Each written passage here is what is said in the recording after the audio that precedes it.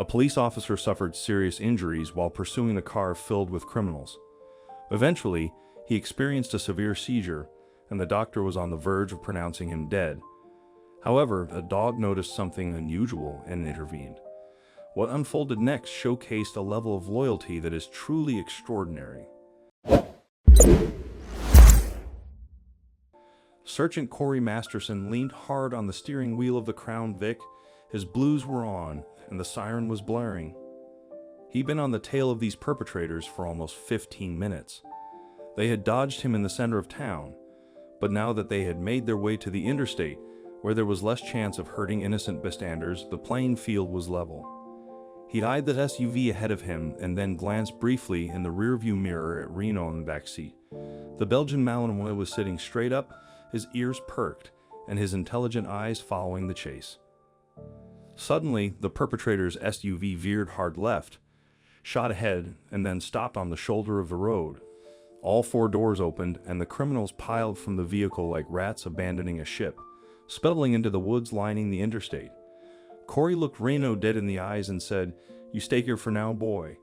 Then he jumped from the police cruiser, drew his weapon, and headed for the spot where the perpetrators had entered the woods. They were somewhere in the trees, but Corey could neither hear nor see any sign of them.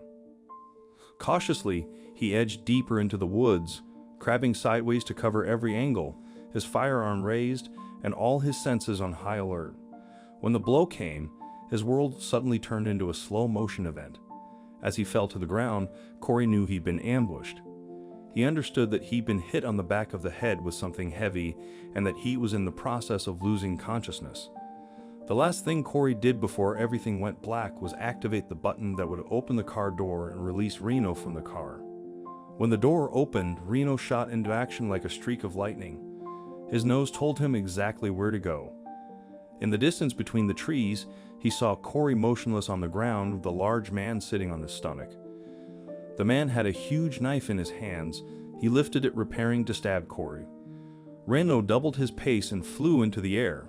He tackled the criminal with his full body weight and momentum, sending the man flying. The criminal scrambled to his feet and swore under his breath, saying something about killing both Corey and Reno. Then he charged. In one hand, he held the 2x4 he'd scooped up, and in the other was the knife. Reno met him halfway, the dog tucked under a wild swing of the 2x4, sidestepped an even wilder slash of the knife, and then grabbed the guy's arm a few inches below the elbow. The criminal bellowed like a wounded bull and tried to shake Reno off, but the dog shook back, using his powerful neck muscles to tighten his grip. Eventually, the criminal went down on one knee. He dropped the 2x4 and started stabbing at Reno with the knife, but the dog kept ducking out of the way. In the process, he had to let go of the perpetrator's arm. The man used the opportunity to scramble upright and then ran into the woods. Reno swiveled around and ran straight over to Corey. He sensed his friend wasn't in a good state, and he was the priority. Behind him, Reno heard voices. With his nose still picking up all around him, he ran in the direction of the sounds. It was a second police vehicle that had been following the car chase on the radio and had come in to assist. The two officers recognized Reno from the precinct and followed him to Corey. He was unconscious when they found him and in a worrying state.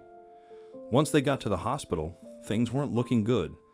Doctors ordered a battery of tests and immediately started working on Corey. Reno went home with one of the other officers, but he was up all night. He paced and whined and then paced some more. When morning came, he was already waiting by the car when Corey's colleague came out of the house. Reno had only one thing on his mind.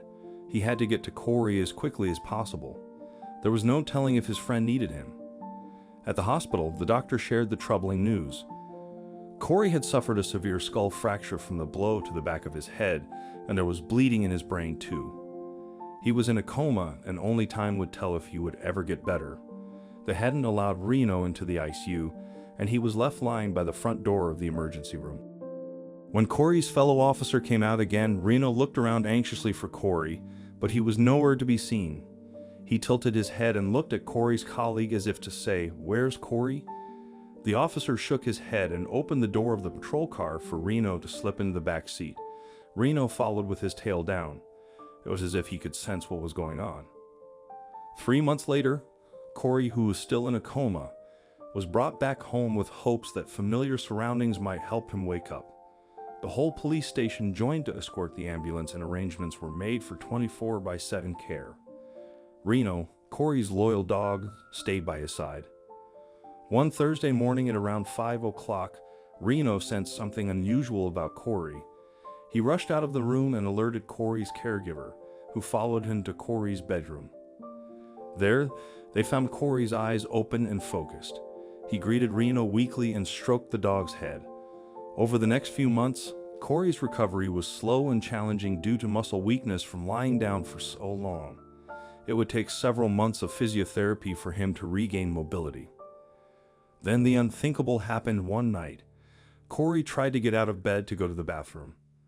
Reno was immediately awake and ready to follow him, but the sensitive dog noticed something strange was happening. It wasn't necessarily a smell, and it certainly wasn't a sound.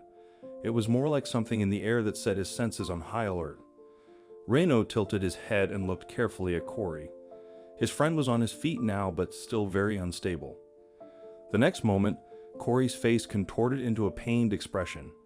He clenched his jaw, and his eyes seemed to bulge out of his face.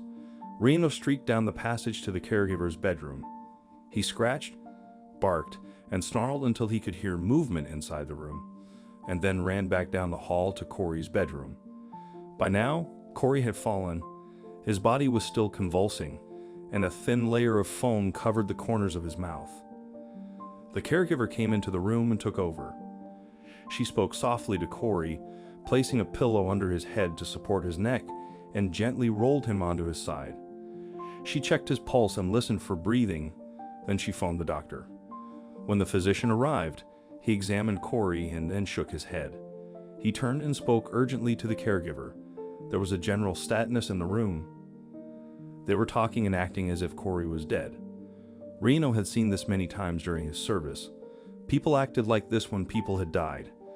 But Reno couldn't understand it, not at all. The doctor seemed to think Corey was dead, but Reno knew he was not. When they brought a stretcher up to remove Corey's limp figure, Reno went into full combat mode. He stood over Corey with 2 legs on either side. Then he pulled his lips back to expose his teeth, and he growled menacingly every time somebody tried to come closer. The growl turned into a snarl, and when they backed off, it settled into an ominous growl again.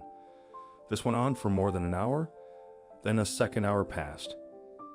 The doctor had phoned the police department.